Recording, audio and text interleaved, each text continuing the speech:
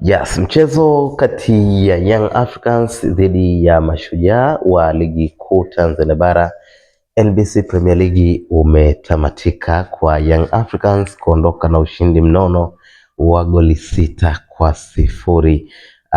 Ni moja kati ya mechi ambayo imekuwa na magoli mengi sana. Young Africans inadhihirisha kwamba dirisha dogo limekuwa ni dirisha la mafanikio kwao. Tumeona kikosi cha Yanga kikiendelea kuwa bora zaidi.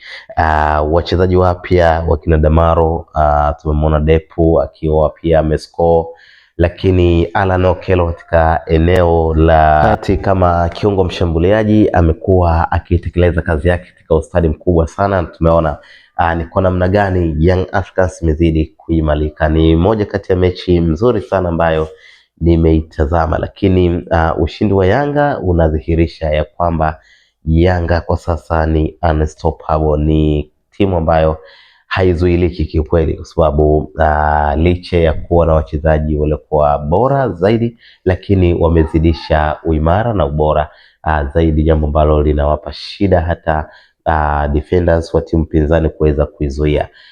Dakika 90 ambazo zimekuwa na maono ya aina yake. Tukianza katika eneo la ushambuliaji, kwa sasa Young Africans hawana deni kabisa. Tumeona ni kwa namna gani wamekuwa na wachezaji imara. Prince Dube amerudi katika ubora wake, lakini pia uwepo wa mtu kama Damaro, uwepo wa viungo washambuliaji ambao wamekuwa ndiyo sababu ya kuchochea kupata magoli zaidi. Imekuwa ni timu ambayo imetengeneza falsafa ya kushinda sana.